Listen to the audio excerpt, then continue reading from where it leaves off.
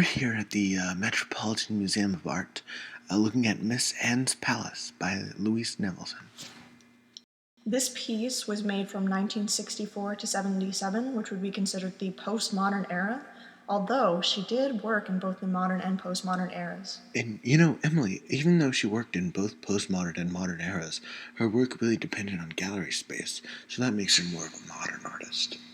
Nevelson experimented with early conceptual art and considered herself the original recycler by going around New York City and collecting these pieces of discarded wood and mirrors and assembling them into these walls. And these walls, or environments as she called them, were heavily inspired by her mentor, Hans Hofmann, who used Cubist ideals in his artwork and taught her to use her limited palette, which she relied upon with her black paint, which she used to paint all of her walls until 1959. Well, she was very strongly influenced by Hoffman and Pablo Picasso, whom she gives credit for giving us the cube that served as the groundwork for her Cubist-style sculpture. And going back to the monochromatic nature of the piece, she used black because she said it was the total color that meant totality, and it contained all color, and it wasn't a negation of color either. So it was sort of an acceptance because of the encompassment of all colors in black. And she also said that black was the most aristocratic color of all. All these geometric pieces, they're all different objects such as window panes and pieces of chair and even a giant industrial wire spool that she all puts together and almost tessellates them to make it just seem like they all are united in a way that makes some sense. And this is one of her larger pieces, and it's not so much a wall, but a four-sided cube of sorts, and everything doesn't seem to fit into the shape of the cube. Everything protrudes, and there's even like recesses into the shape. It's almost as if you can interact with the actual piece by going within it and seeing what else she placed. There's some pieces that even look like CD racks in our times, or record racks, maybe pieces of book, shelves, etc. And one of the things about all these objects is that when put together normally, there's such a large contrast, and they're also very different. That it's just a huge difference. And but when she puts this monochromatic color on top, this black, it unifies everything and makes it so that they're all similar. They all fit together better. This all really ties together with all the social movements, with the recent rights given to African Americans, feminists who really looked up to Mrs.N's Palace and other Louise Nevelson pieces for her independence, especially earlier in her life when she got out of marrying someone, and she's remained that independence throughout the rest of her life.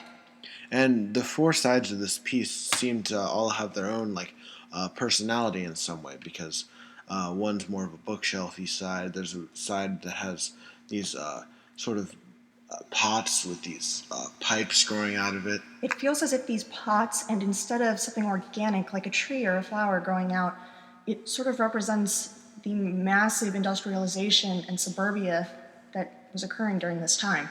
And I'm looking at all these different sides of the piece, and just the simple shapes that she uses and puts them together to create these newer 3D creations are just interesting to look at, all the 3D shapes that happen in this piece.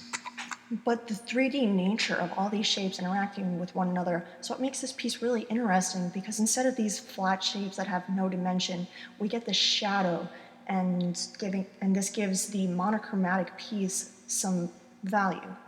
And this value created with the lighting really adds to the fact that how she's more of a gallery user, and how all these elements in the gallery and the piece really work together to create this interesting dimension with all the shapes and the lighting and the shadow. You bring up an important point there when you're talking about how this piece is within a gallery. Like, as I stated before, she is both modern and postmodern, but more in the modern movement.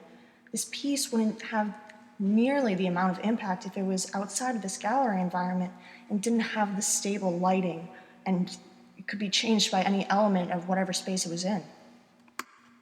And looking at this piece, the way she put these shapes together, she's creating these modern things that have become very prevalent in our lives.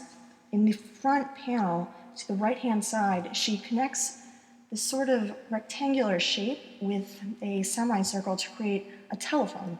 And that's sort of going back to the point where she's using these simple shapes to create more complex objects, from like the simple rectangle and circles to create a modern telephone, or even to the left of that, there's a triangle and a semicircle that creates sort of an ice cream cone shape, which is a little silly, but it just goes to show that all these simple shapes can bring something more complex.